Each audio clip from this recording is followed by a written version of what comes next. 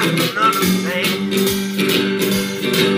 I know, Lord, I know. It's in my heart, and baby, down in my soul. You, baby, you can't take it no more.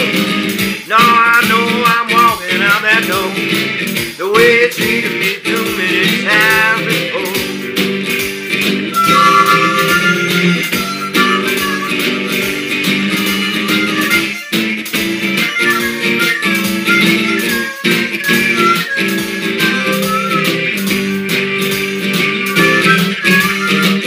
Don't you know you love me, baby, too?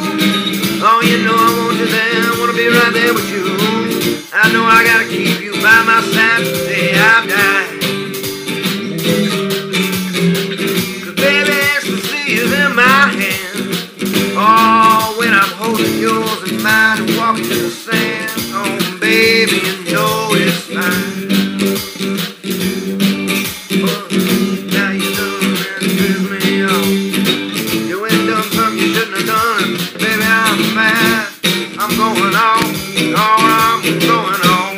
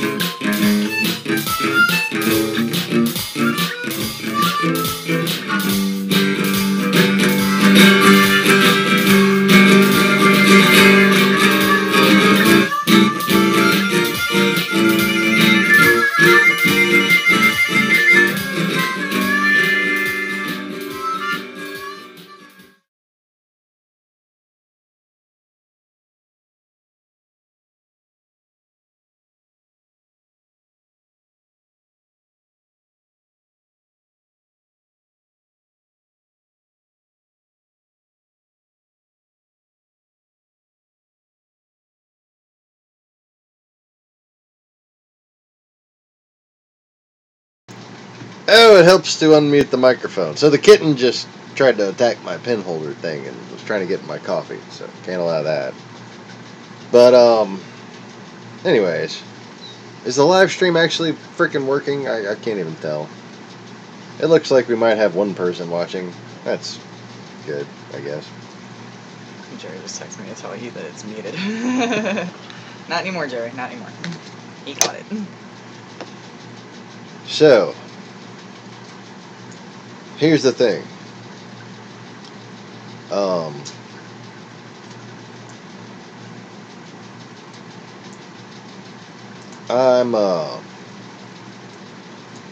I'm gonna try not to complain too much about money on this video, but no promises, because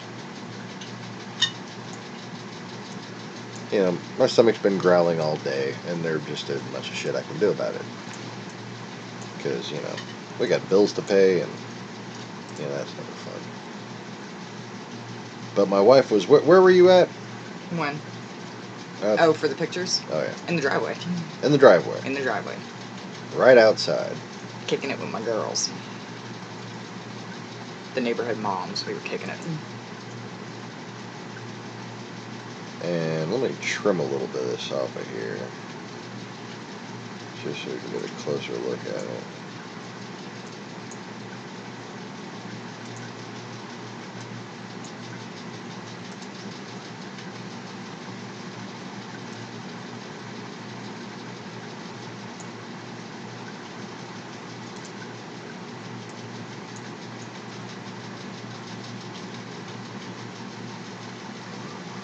That is pretty crazy.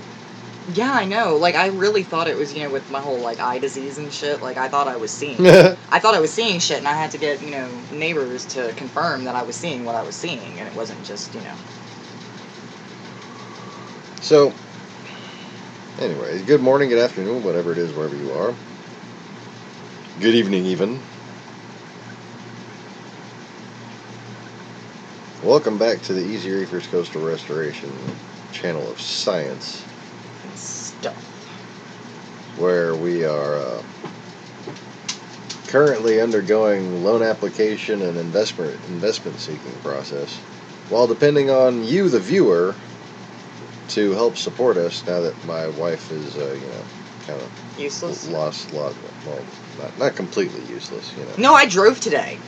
She drove a little today. I did. I was so proud of myself, and Supervised. I was supervised. I'm Back not allowed. roads country driving. I'm not allowed to drive unsupervised. I haven't been told that, and yeah. But I did it. And apparently I did good. And she was really, really proud of herself. I haven't driven in like 3 months, so yes, I am very... Not like down the driveway. Nothing. She has not driven at all. No, I've made it from right next door to over here, moving the car after unloading groceries from the store trip. But so, anyways, I'm gonna go ahead and load just like the last of the 3 of these images, and apparently it's gonna load itself that way. All right. Apparently, this is the direction we are sitting today. No. Okay. Crop off the bottom. Hey, no! Really? Oh, you're so annoying. Okay, I'm gonna crop off the right. Jeez. I'm gonna crop off the top. Here's some food for thought. Be careful. No, I mean the left top. Be careful out in your yards this summer. Apparently, Lyme disease is extremely rampant this year. And in tall grass and cut grass and the dead stuff that you don't rake up. Hey, it's a public service announcement, PSA. From Mama M. Alright. Settle down. So, there's a woman sitting down with a baby right there. I think that's freaking plain as day. What's interesting is the 3 cherub-like figures over her head. And the rays of sun coming out And the it looks top. like there's someone leaning in next to her.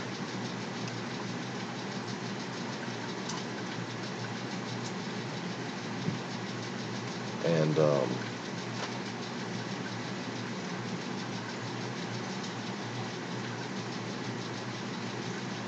that's all pretty intense, isn't it?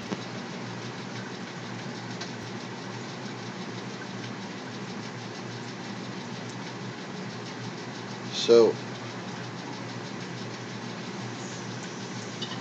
let's move on to the side. There we go.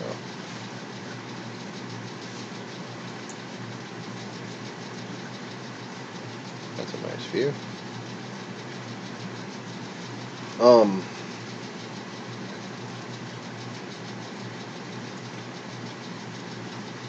here's the deal.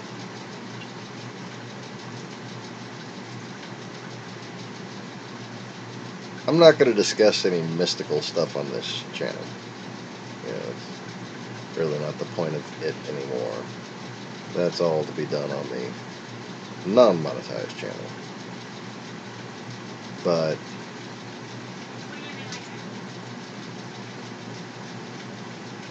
it might relate to something I said recently. That's all I'm going to say.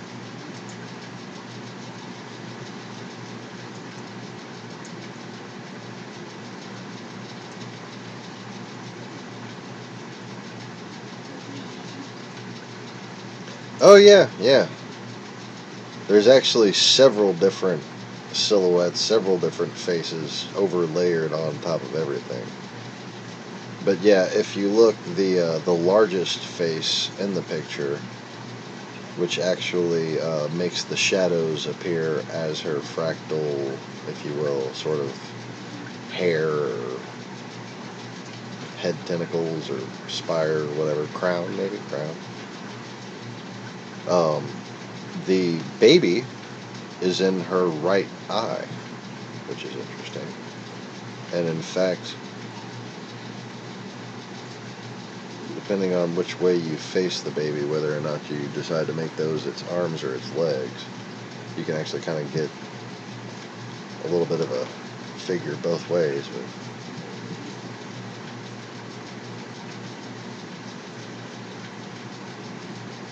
it looks as though the baby's head is, or would be, centered in its eye. Her eye. Looks like a person covering their ears, too. Saying all kinds of stuff. Oh, it's like an arm. Covering the ears, face, the hair.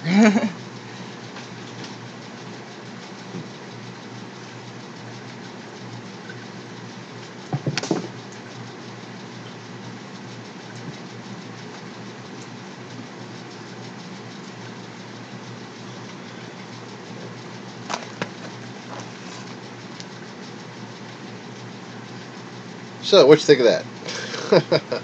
It was pretty, so I had to try and catch a picture. It's actually prettier, like, the way I saw it, because the dark rays that are coming out of the clouds were actually bright light. It's just the way my camera took the picture, I couldn't get it to accentuate the light. It was sun rays coming out. It looks like they're on the sky. Like, it looks like they're like a shadow-looking thing on the sky. Right, but looking at it, it was bright light. It was awesome. Huh.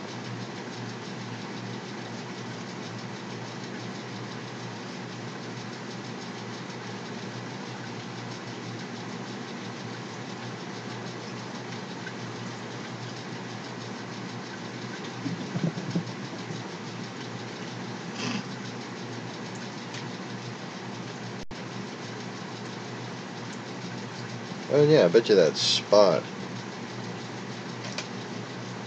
right like behind the eye, kind of like, I don't know, where the baby's heart is like right exactly where the sun is. That's crazy.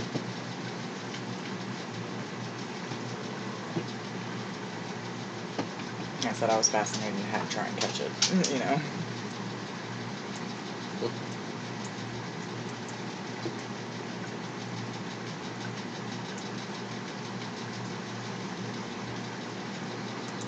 So anyways, I'm going to, I suppose, leave that up there for people to check it out if they happen to buy the stream.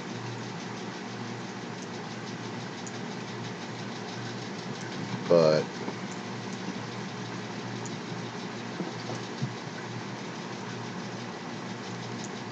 let's talk about stuff, shall we? Hey! No! The webcam wire is not your toy. Dingo, control your kitten. You don't care. So, let's see here. No, not that. I need one of them foldery type windows. I would put the chats up. That's not the chats. Where are you, chats? Oh, come on, don't freeze on me now, stupid software. Oh, there we go. No? Yeah. Oh, wait. I know what's wrong. I'm in the wrong frame. And now we can have the big chat window. Yay! Where's the big chat? Okay. So, I have been working on stuff. I'm not entirely sure how much of that stuff I can really show you, but I want to show you some of the stuff. So,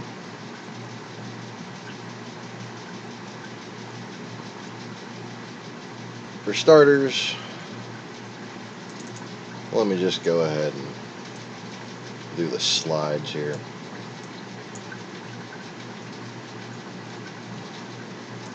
Now, granted, this is not big enough to be read on your screen right now, but I'm going to see if I can finagle it. Give me 1 second. Thank you. Really? No. Don't start that again, please.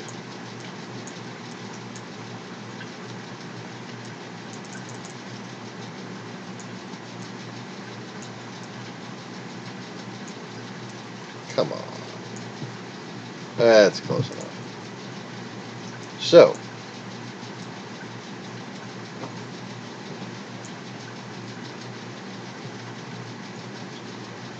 basically, what I'm going to be making a more thorough presentation on sometime soon.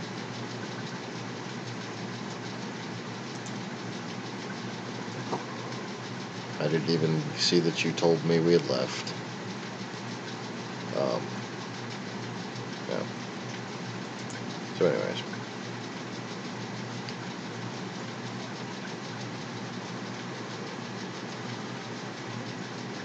I've got quite a bit of RAM tax going on right now.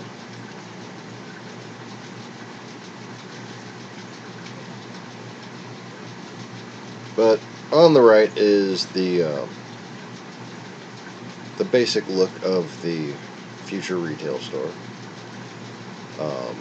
which is a flood-proof building. Also quite resistant of extremely high winds and debris, and self-cooling, very energy efficient, very low-cost lighting, mostly skylit.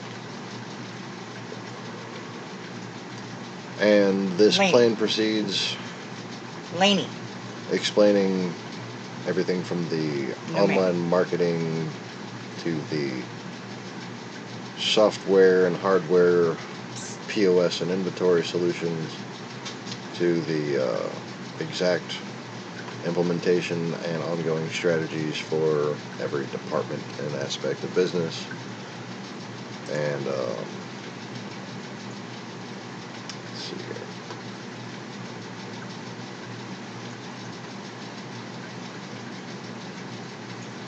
Going to take away the top now.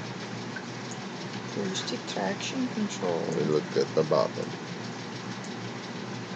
There we go. And this is just a brief compilation of data that I included for an overview of the easy expectations of this project.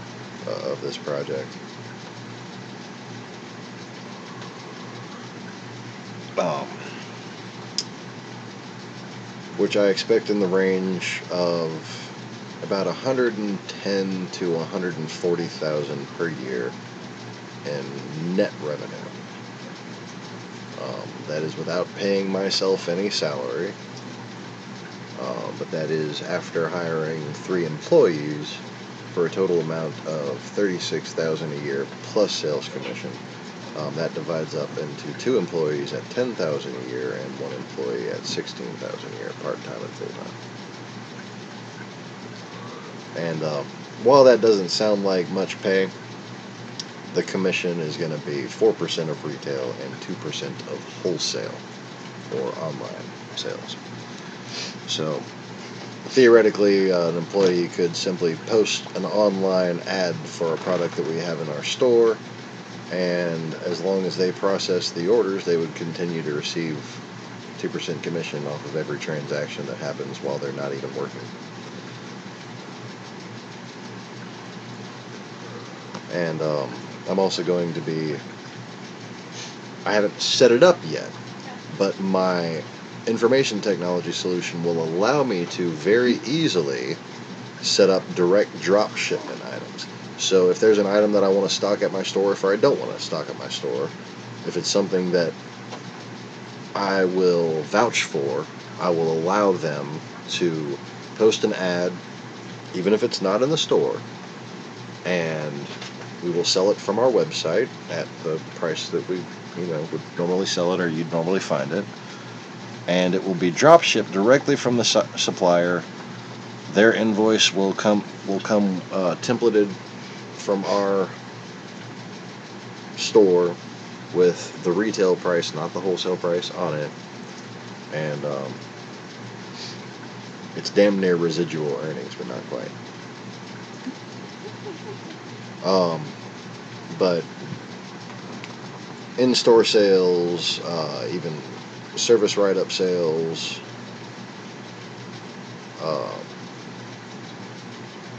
and of course, service is probably going to grow well beyond $13,000 a year as far as the total amount that it contributes to the net. But I have detailed reasoning behind all of my... Kittens are distracting. That's what I've learned, is that kittens are distracting. She's gnawing on my arm. Give me the kitten. Okay. So... She's in a bitey mood. Let her bite your thumb. Bitey thumb. The kitten is going to proceed giving the rest of this dissertation here. Okay. So, all in all, what I have planned here is for my focus to be on the retail store, and the wholesale operation behind it. I have experience running a simultaneous wholesale and retail operation, and I have experience with the computer system that I've planned out to make it all happen and work seamlessly together. So I don't consider it to be too big of an issue, especially considering that my hiring process is going to mature as the fish do, which means the more I have for sale, the more people I will have working there. And initially I will be in somewhat of a production type process once the facility is actually constructed. And during that time I will have limited retail sales and be collecting donations and setting up and establishing a board of directors and someone to run the Easy Reefers Coastal Restoration charity, an actual, I'm thinking about an actual 501c3 nonprofit organization that is going to be integrated seamlessly into the books via special customer entry to account for any PRI usage of funds related to educational tours, therapy tanks for veterans and PTSD sufferers, or free maintenance for elderly and disabled people. Especially if anybody gets injured and they can't take care of their aquarium, even temporarily, we want to help them, and we want to be able to pay people to do it if I can't do it myself. So that's what the PRI is going to be for.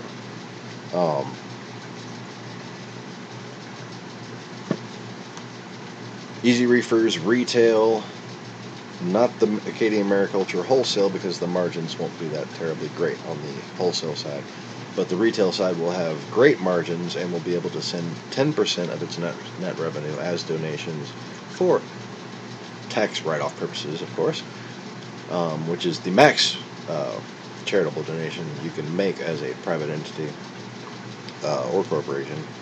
10% of revenue will be donated to Easy Reefers Coastal Restoration Foundation. And again, I will not be the chairperson or treasurer. I will probably be on the board of Easy Reefers, but again, that's all subject to legal approval, and that's also allotted for in the business plan. Excuse me.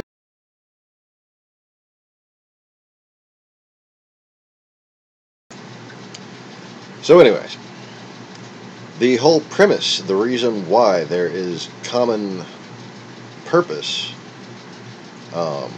and the whole foundation of this, it must have common purpose to be done together, is that these organizations will all be contributing. Oh, there I go again.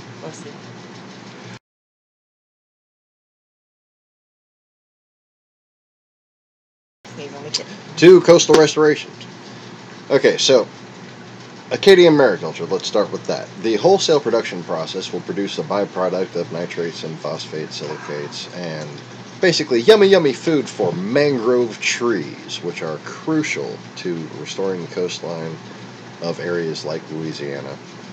And we're going to be extremely active in supplying both government contractors and charities and whoever else wants to go out and plant mangrove trees, and we're going to go out and plant some ourselves with the Easy Reefers Coastal Restoration Club.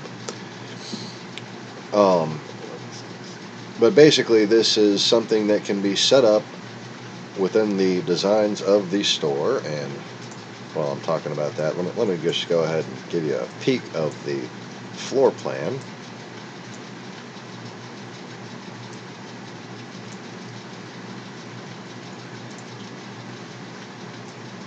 So on the right, you can see the skylight positions as they relate to these large oval circles, these blue ovals that are surrounding the perimeter of the building. That is where we will be mass cultivating, mass producing mangrove trees for coastal restoration. We can grow anywhere between 40 and 100 of them per tub, depending on the size of them, and depending on the tubs we wind up getting. I might get a better deal on some bigger tubs than I had priced out, and I'm going to try my best to, of course. Well, the business model takes advantage of this in saving money. Okay, so not only is this a byproduct that can be given to charity for a vital purpose, but it also makes the production process more ecological and more economically viable. Okay, and that's a good thing, especially considering that this process can also be used to produce food fish. Now, that will involve a further expansion and additional subsidiary, because there are special licensing and locational permits that need to be in place for food-grade production of marine species. Ornamental marine species, as you buy for your pets, do not suffer such restrictions, and that's why we're going to be starting out with those to make money to expand into those other areas. So, on to Easy Reefers. Easy Reefers will be a place that is education-centered, that uses informative sales methods. That is, basically, we're here to help. We're here to educate. We're here to be beginner-friendly. And we are going to educate people not only on the what's and the how's about aquarium ownership, but we're going to try to move them onto a concept of why. Why aquarium ownership is actually important enough to where it could save the world. And I don't mean to be cliche about using that terminology. The fact of the matter is, we're going to die of phosphate poisoning as a planet. We are basically killing off the oceans that supply carbon dioxide processing. We think it's trees on land that do it, but it's actually mostly plants in the ocean that do it. And those plants are being overrun by fertilizer runoff. And this is exacerbating the problem of salinity changes and every other thing that you actually hear about, but it actually takes really being a marine aquarist to understand and appreciate exactly how serious and exactly how scientific and incontrovertible this concept is. Corals are used to temperature spikes and salinity spikes. They're used to different changes in lots of different parameters. One thing they cannot handle is the phosphate and nitrate stress that comes from constant runoff. Okay? It's also a result of breaking down in oil spills, but that's actually a small part of it. Now, if we can get kind of like they currently get fishermen into coastal restoration, and they get reef hobbyists into reef restoration, if we can get those people together and make reefers, aquarists, saltwater aquarists in general, whether they keep fish tanks or reef tanks, into the idea of coastal restoration, we could actually create a powerful force for change, and here's why.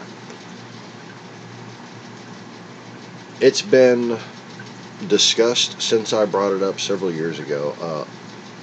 What if we have an alliance, and that's kind of what I want to do here too, that grows coral privately as a giant collective for group donation to reef restoration efforts. Well, turn that around and use mangrove trees. Okay? Not everybody can grow coral. Not everybody even has hard encrusting coral in their aquarium. But everyone can make use of a refugium. And the most powerful vacuum cleaner of nitrates and phosphates, it's not chaetomorpha, it's not Caulerpa prolifera like I keep, it's not even that annoying crap that's overtaking my SPS reef. Oh, and it's this one right here. It's bad.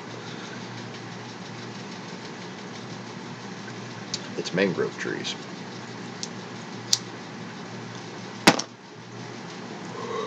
And something else they do better than even most of the plants in the water, they do more at the efficiency rate of land trees, which is actually convert carbon dioxide.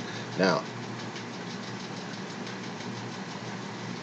the fact that the ocean is far more vast than land is what makes the difference there. Trees are actually more capable of converting carbon dioxide because they actually use a lot more carbon to build themselves. But plants in the ocean, on the other hand, they don't really grow those thick stalks. But the thicker the stalk they grow, the better. Now, if you can take, on one hand,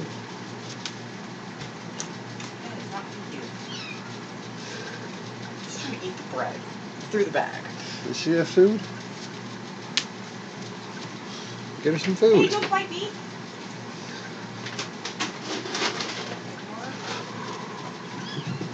Okay. So, kitten distraction. Oh, she's like bit me hard too. Trying to remember what I was saying. Okay. Basically what I was trying to say is the mangrove plant will mitigate the problem on one hand that is keeping the ocean from being as proficient as it should be at recycling not only its own phosphates and nitrates, but the carbon dioxide that we breathe. It's supposed to be absorbed into the ocean, and then the ocean expels oxygen. because the ocean is covered in photosynthesis. There's just massive amounts of photosynthetic activity going on in the ocean when it's healthy. When it's not healthy, you get what's called dead zones and red tides. Now, a dead zone is bad enough, but a red tide is actually worse. Because what a red tide does is actually sucks oxygen right out of the air. It sucks oxygen right out of the water. In fact, chances are, if you see a dead zone, a red tide probably just happened, or has happened.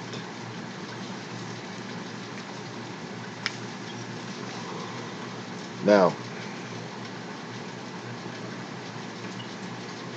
what a mangrove tree does is it takes the phosphates and the nitrates out of the water.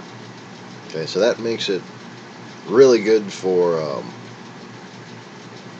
the home aquarium. Okay, it'll increase the health of your aquarium. You can run something as simple as a bucket with a pump in it to an overflow box and have a mangrove with a little clamp light or in your window attached to your aquarium.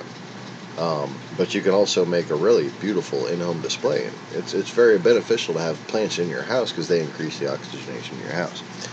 Well, when used in coastal restoration, it's about holding the land in place, and about providing a windbreak for the marshlands. And mangrove trees are the only tree that can do this that I know of. And I'm more than open to suggestions. I'd love to hear about some different other species. But as far as I know, mangrove trees are the ones to do. And mangrove trees can be found indigenously in this region, so there's nothing invasive about planting mangrove trees here.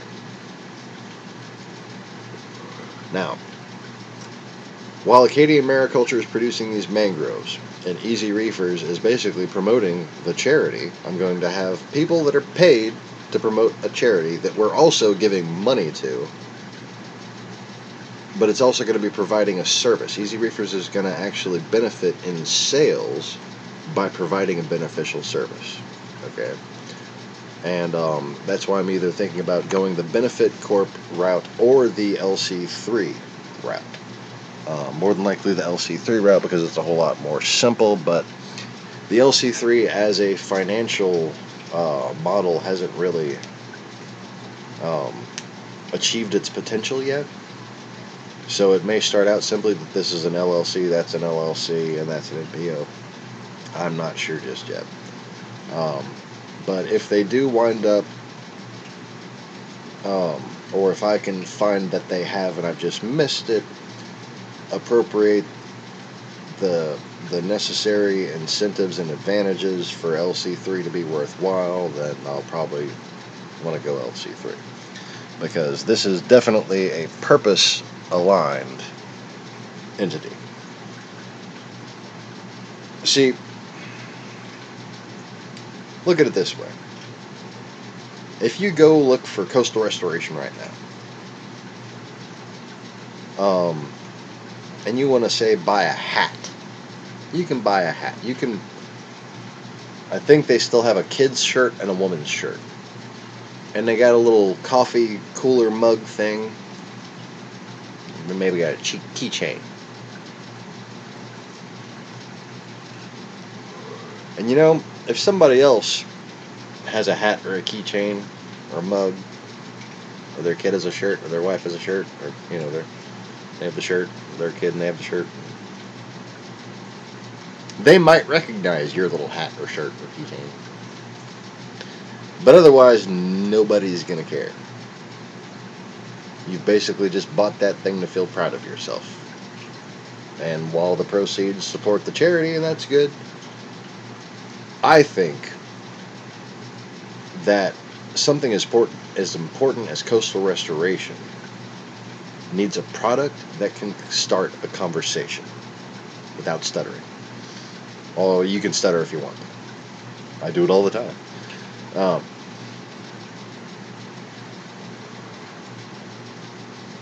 So,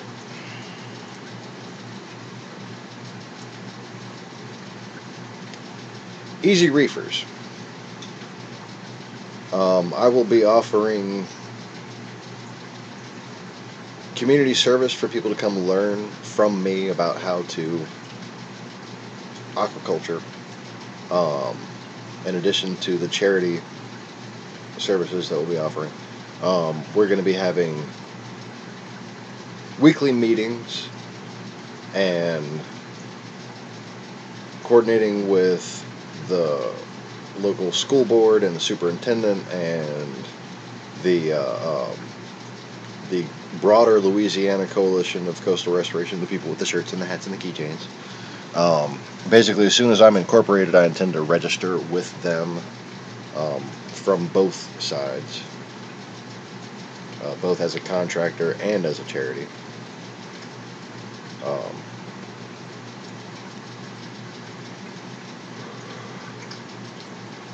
But I'm going to actually focus on trying to supply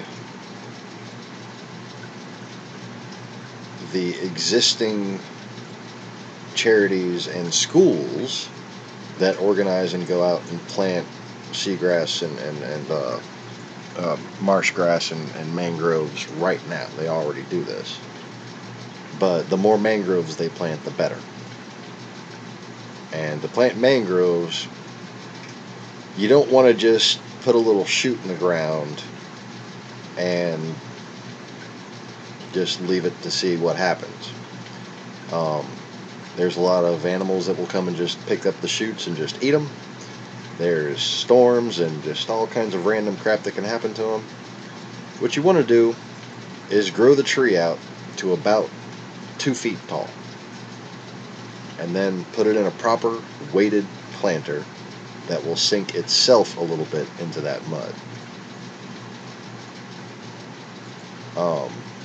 And that's what we're going to do. We're going to find people to help us do it, and we're going to do it on our own. It's not a either or. It's going to be an and. And I'm going to be continuing to produce content to educate people on this channel. And of course, once we get financing, this channel will feature the entire setup, construction, and stocking, quarantining, everything. The entire process of this, probably the most efficient small package of a marine fish store that's ever been conceived of.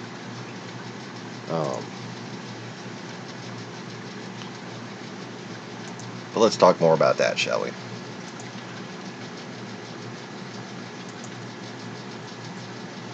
Come on. See,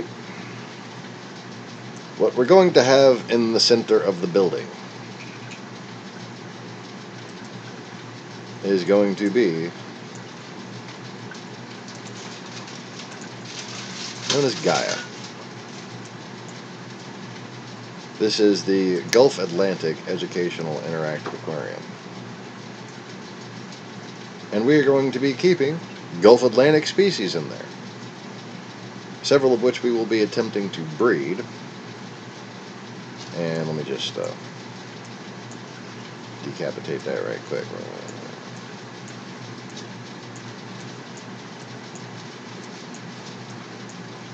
Oh, come on.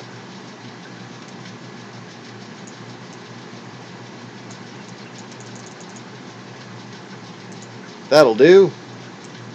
Okay. Oh, good enough, I guess.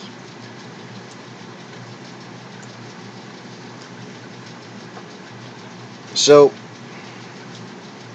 basically, my water changes in the various compartmentalized systems of this store, compartmentalized to avoid the spread of disease, they will come from this system, and when those water changes are done, they will be evacuated into the mangrove system, and they will be thoroughly UV sterilized before going back into this system. This process is all going to be plumbed into the building itself, and this aquarium is going to be built into the building itself.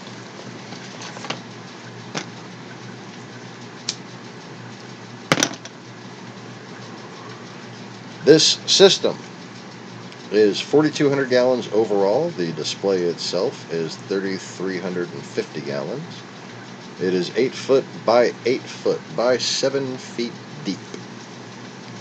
It is going to be semi-diveable, but its primary purpose is going to be to collect eggs and larvae from the specimens that are kept inside. This is going to be done through a modular and expandable interchangeable harvest system that I've designed myself, that, according to my research, is a little bit of a step above of what anybody else is using right now. It's going to allow me to basically pre-select up to 3 different harvest sizes per station. I will be easily able to fit 2 stations against this particular aquarium. I could fit 3 stations up there, but then I would have to squeeze to work in between them. So my current plans are to basically just use 3 different stations, which I will be able to harvest 6 different sizes of larvae total, basically through an automated sieving method that's going to be constant. I'm not going to have to keep track of anything. It's going to automatically flow through there all the time. And part of the challenges of this is actually spreading out the flow to where you can slow it down enough in the harvesting areas. And that's what the attached systems are for. They also allow me to easily transfer larvae. They allow me to not have to transfer larvae, actually, until they're of suitable size, and there is going to be automated feeding in place ready for any larvae that appear. I'm going to be tracking spawning, of course, but the idea is you can track all the spawning you want, but you never know when something's going to happen that you don't notice.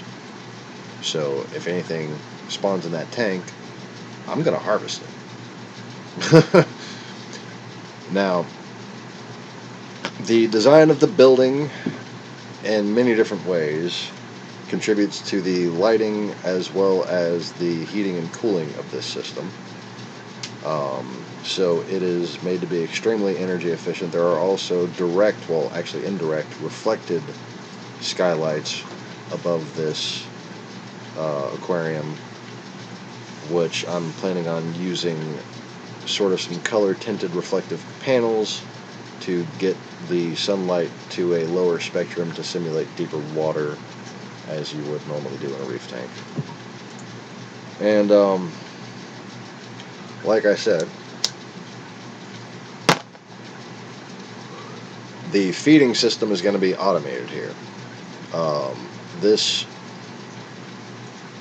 large tank will actually be capable of producing fry itself if they are benthic.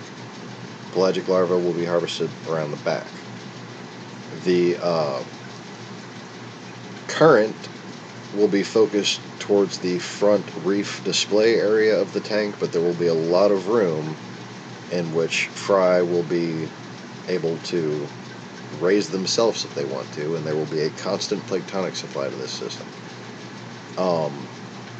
The reason why this is going to work is because of something that I'm not going to show you too much in detail, but it's similar to a surge device, only it is also a true wave maker. It will send a giant wave over the entire back of the tank all the way through the front of the tank, and it's going to be a sight to see, I'll tell you that. But anyways, so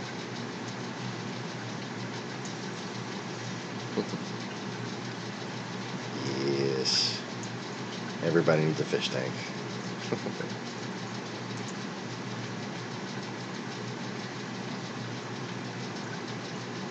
So let's see here.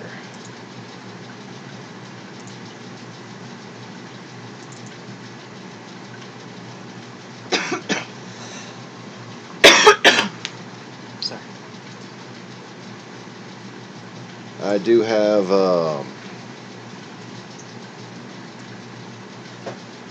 just scroll preview them on here.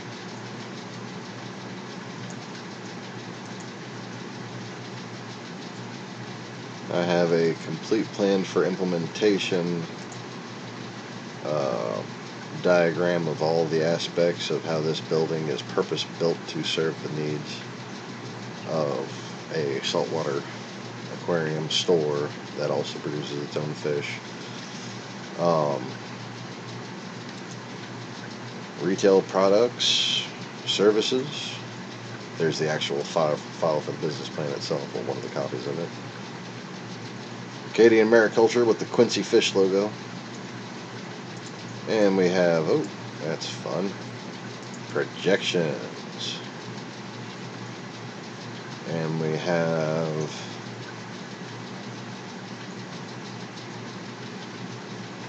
sort of a view of how the water changes work, which I don't think I'm going to show you all of that because, well, let's face it, it's just too damn good. But once I'm funded and nobody's jacking my shit from me, you know, then I'll be able to share it in confidence. So there are different views of the building itself, and there's the production calculations.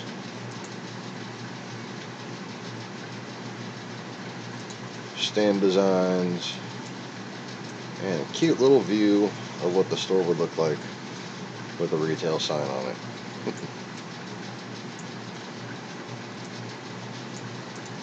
So, oh, no, there we go.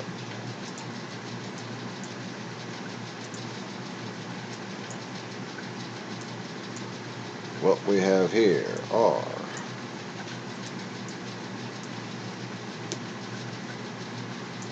on your left, a department by department revenue projection. This is based in part on the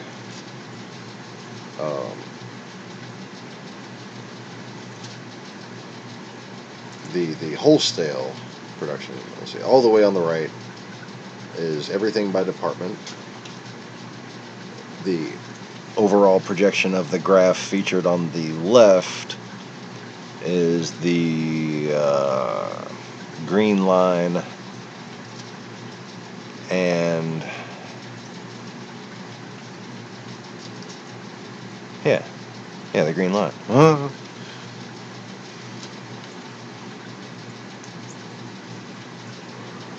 So the reason why these lines look like they do is quite simple.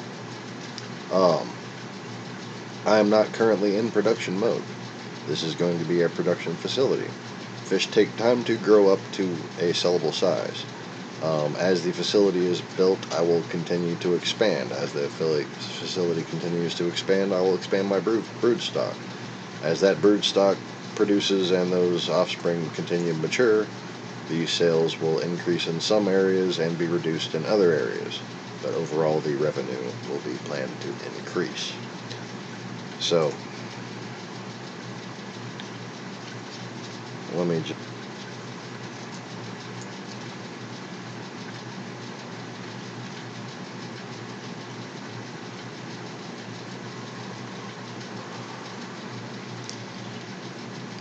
So, as you can see, clownfish A, that's being the clownfish that I currently have. Clownfish B, the clownfish that I'm going to immediately acquire once we have a place for them.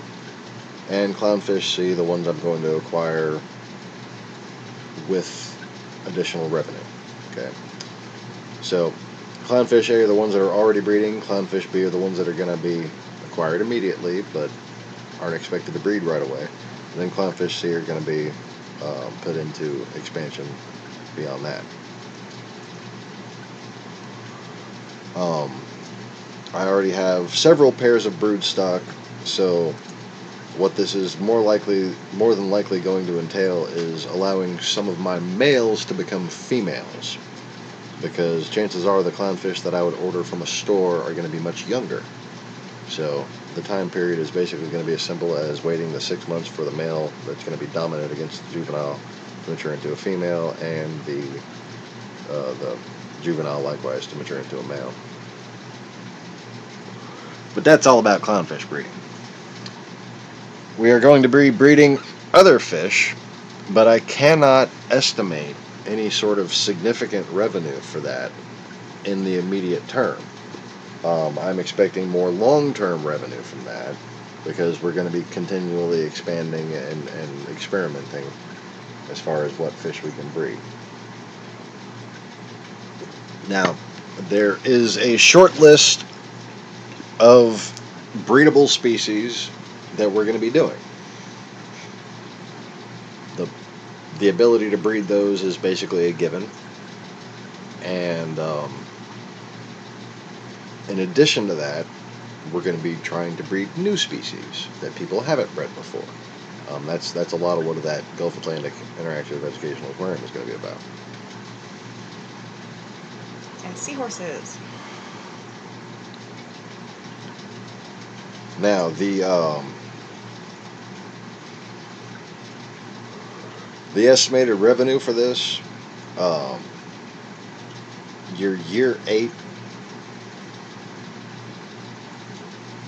total production, okay, is going to account for about $150,000 worth of sales. That's assuming I can sell everything I can produce, but between local stores, my store, and the internet, it's not really that hard to sell true perculas. Now, if you got some falsies that everybody can breed easily, that's a different story. And everybody has tanks. But that's why I'm breeding true perculas, because they're a little more difficult to breed, and they're a little more higher in demand, less in supply. Now, the gross over this 8-year period is going to be $676,450. The net is actually seemingly high, because I don't account for anything but the actual cost of producing the fish themselves. So food, salt, supplies, that kind of thing. Power is not included, but then again, power is really budgeted in other aspects of the business plan, namely the retail side. I haven't actually considered the option of putting 2 different power accounts on one building, so we're just going to let Easy Reefers pay the bills. Now, if we look at the overall revenue, including Easy Reefers,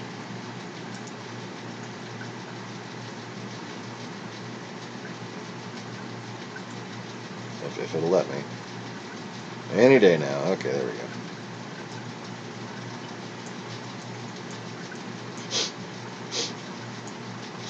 What are you doing, cat? She also has a fascination with rubber bands, apparently. And she's got one of the, craptastic child hair tie ones that don't really work. And she's just got it in her mouth and carrying it all around.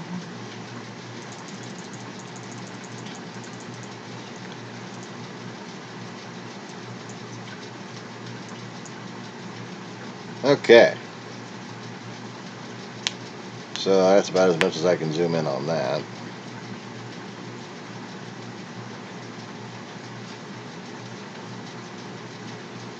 But here we are showing basically what I'm going to sell in the store. Now, a revenue projection overall, to me, is futile. I can calculate how much I can produce. I can calculate how much of my own stock, my own produce that I would sell in my store. I can calculate how much I would sell in my store.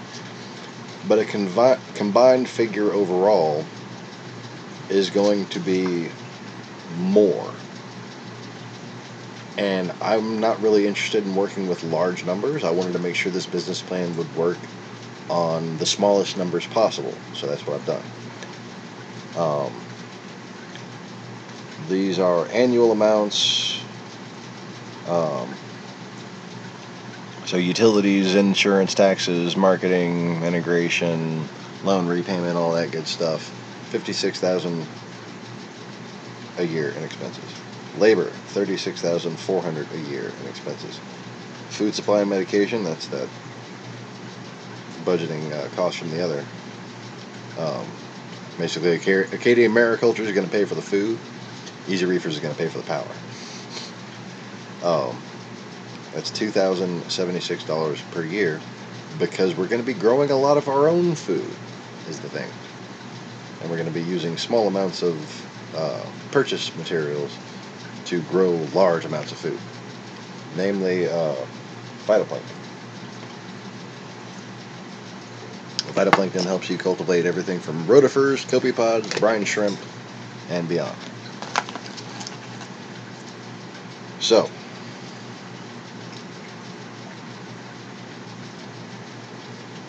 as you can see, the estimated revenue from wholesale is going to keep going up beyond its local peak due to online sales. But everything else here is basically contained within the projections of the local market. So, within the projections of the local market, we can make enough money to keep the doors open and supply our investors with repayment and some revenue. Adding the online and wholesale to it makes this extremely profitable. Because basically, the logic is as follows. If you can pay all of your bills with half of your revenue stream, that frees up the other half of your revenue stream to do whatever you want with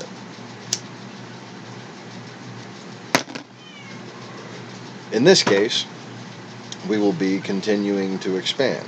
The modular design of this facility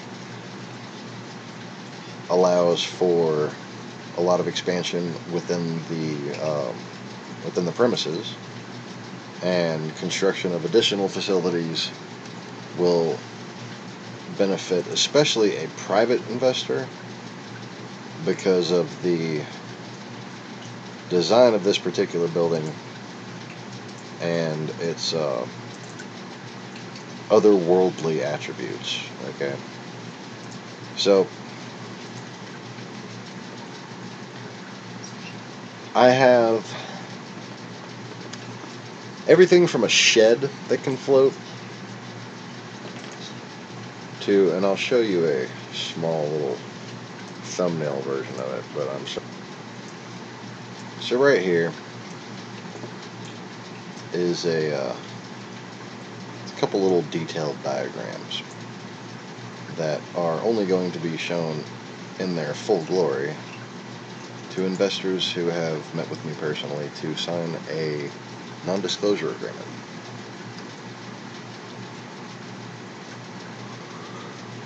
What you're looking at is flood-proof agriculture that is also aquaponic. Can sustain freshwater or saltwater, but namely the idea is to be able to produce catfish or tilapia or some easily indoor grown species while providing hydroponic quality water to a efficient land usage for growing crops. And for these facilities to be able to be set up anywhere. They are designed to float temporarily, not permanently. And, well, if we just focus on this diagram here, this is not actually for the agricultural and aquaponic facility. That's the one on the right. The one on the left demonstrates the performance of this building in the event of a flash flood or even a tsunami. The building will basically elevate to the point of its pylons. It does not use any, it does not rely on telescoping poles to maintain position. The only telescoping poles involved are actually pre-planned to break. Okay, so they're intentionally acknowledging their own weakness in their design. The ideal purpose, or the ideal deployment of this structure would be elevated to the point where it could float within the confines of its pylons and therefore not be moved by any crashing debris or any amount of strong water current. Beyond that, because you can't just keep on building up forever, right? You have a point at which it can extend and then eventually release itself and become basically a boat. It is a houseboat waiting to happen. And not only that, but it is designed A, to withstand strong winds and debris, but B, it is also designed like a life preserver to stay upright in heavy waves. Now, essentially, a 14-foot high wave could just clobber this thing and it would not overturn. Okay? That's because of the angle of the angle and the fact that the bow faces all directions, and the exact displacement and proportions and everything, just how it's built. Inspired as a cross between the pyramids of Egypt and a modern lifeboat, basically. So, we have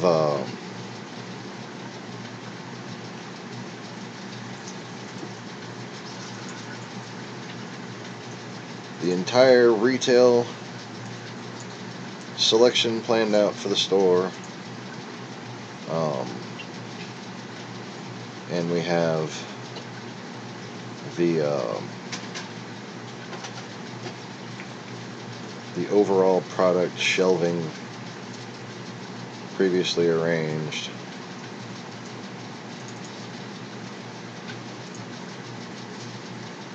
And it's all going to be very non-Walmart like. Okay, this is going to be set up as a pleasant shopping experience. So not only is our staff going to be welcoming and educational to beginners and experts alike, but this retail area, I'm going to zoom in on it a little more right quick. As soon as the computer catches up.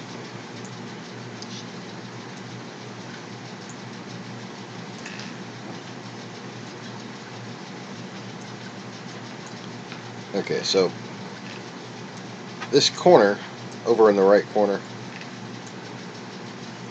big tank at the angle, and then 6 tanks to either side. That's that retail section right there. Opposite up of it, in an island type display, is going to be our coral sales area. Just to the left will be accessories. Or just past that will be accessories. And easily viewable from that entire area on the other side of the sales counter will be our equipment sales.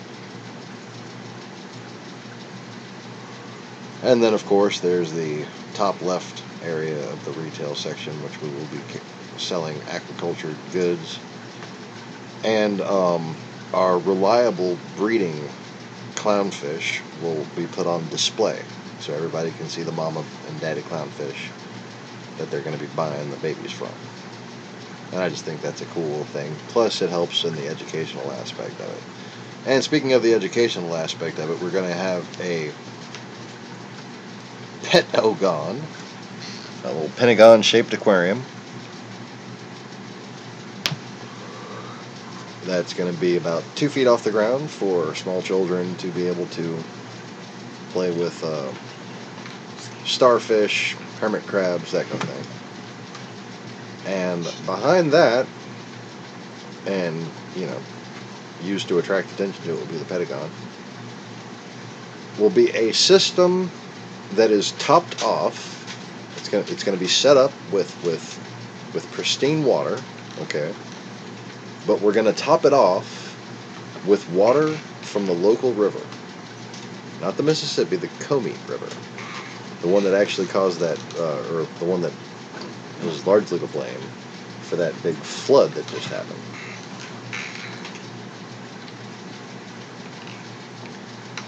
And what this is going to do is basically just slowly look crappier and crappier and crappier over time. And we're going to make a documentary of it, and we're going to make a sort of an ongoing update of it, and then we're going to wind up having a time lapse of it. And we're going to show, first of all, what that pollution does to a pristine environment. And then we're going to start planting mangroves in it. It's going to be a standalone system, and we're going to have photographs of what it used to look like right below it, and then people can see what the mangroves in a couple years will have done to it. So it's going to be kind of a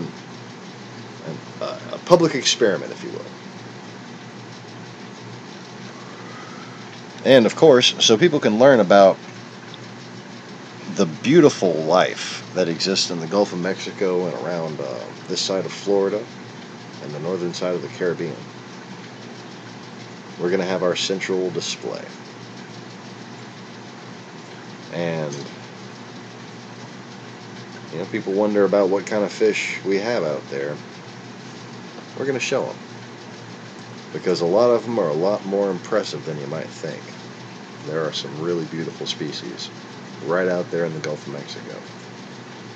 And it used to be a much more pristine and vibrant place. And the mission of this overall hybrid facility is to not only contribute material and effort to that cause, but to get people interested, to get people active, to make people think like it's a cool thing to brag about having done, to brag about ongoing doing. I mean, it's enough bragging rights to say, here's my reef tank, okay? And I don't care if you're a geek or a jock or a business person or if you're just retired. Having a reef tank is peace for you and enjoyment for your guests. And if you have children, the educational possibilities are truly endless. But if you can take that, all those scenarios,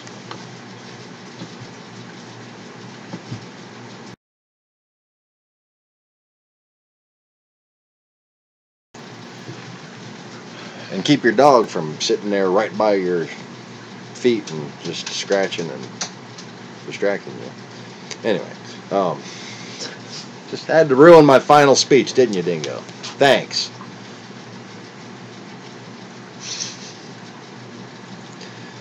But anyways, so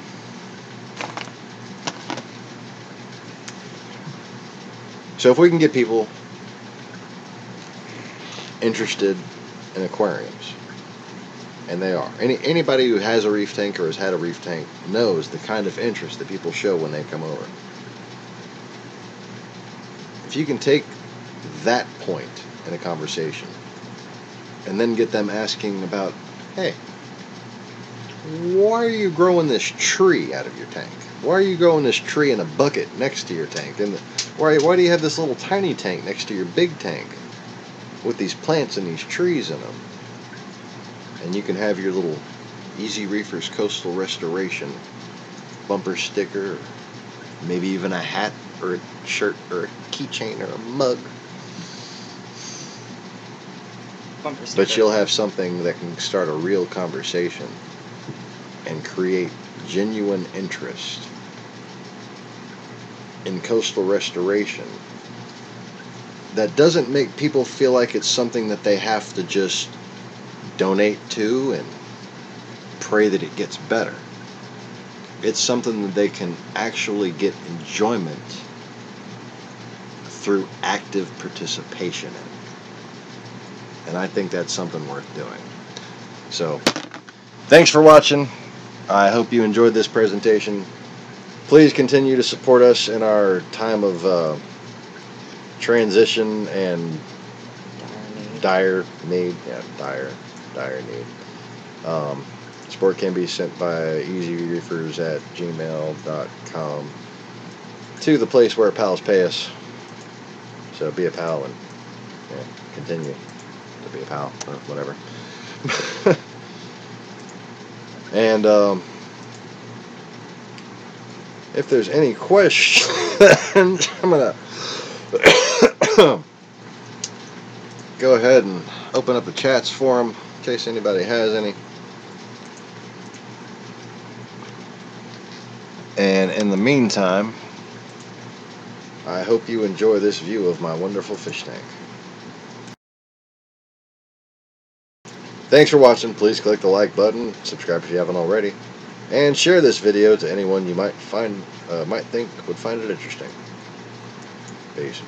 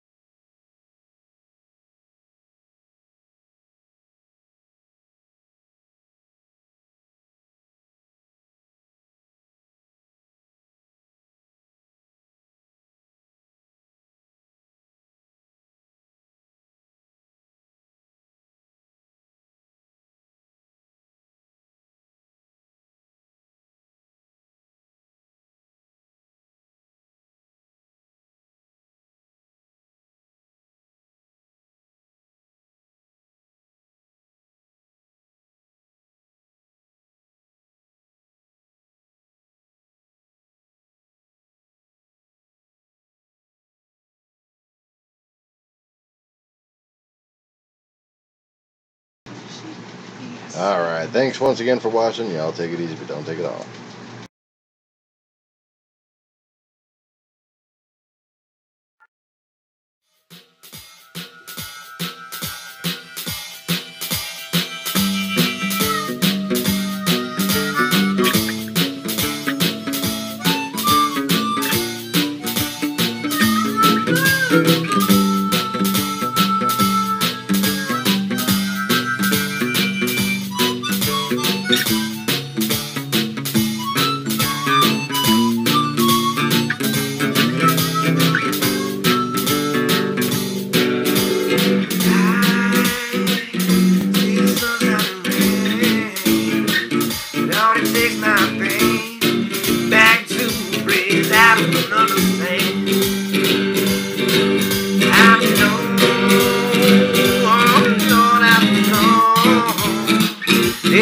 In my heart, and baby down in my soul.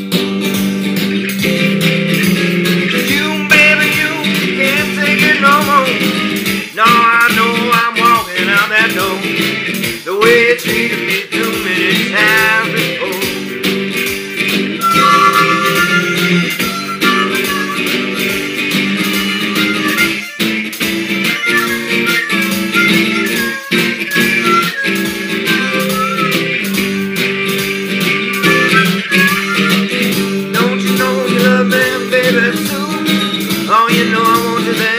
Right there with you. I know I gotta keep you by my side till the day I die. 'Cause baby, ecstasy is in my hand. Oh, when I'm holding yours in mine and walking in the sand. Oh, baby, you know it's fine. But now you done and pissed me off. You ain't done something you shouldn't have done. Baby, I'm mad. I'm going on, I'm going on.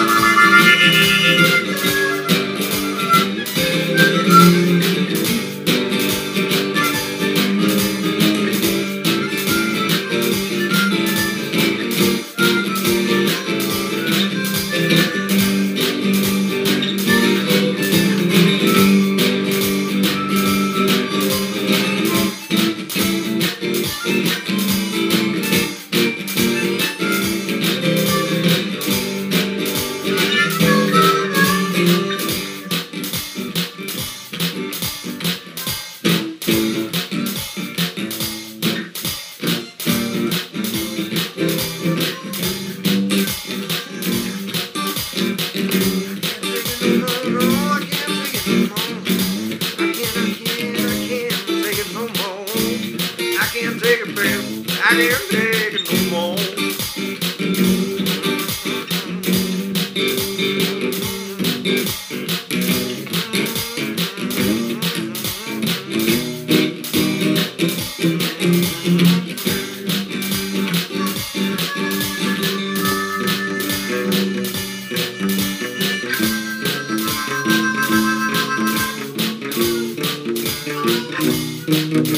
Thank you.